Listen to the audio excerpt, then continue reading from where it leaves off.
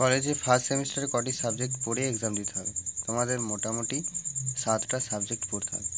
First paper হচ্ছে IDC, inter disciplinary course, যেটা একটা পেপার থাকে। তারপর হচ্ছে এইসি, অ্যাবিলিটি এনহ্যান্সমেন্ট কোর্স। তারপর হচ্ছে সিভিএসই, কমন ভ্যালু এডেড কোর্স, যেটা দুটো পেপার থাকে। 3 নম্বর হয়ে গেছে। বা 4 নম্বর হচ্ছে সিসি, কোর কোর্স।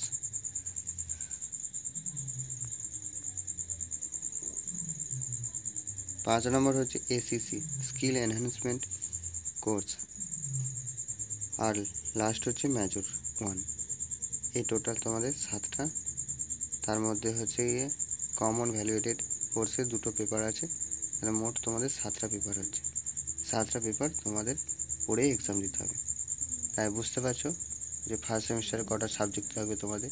যারা বিএ কোর্সে ভর্তি হচ্ছ তারা অবশ্যই এই ভিডিওটা দেখো। ভিডিওটা ভালো লাগে লাইক, শেয়ার, কমেন্ট, আর চ্যানেলটা অবশ্যই সাবস্ক্রাইব করে দিও এরকম ইনফরমেটিভ ভিডিও পেতে।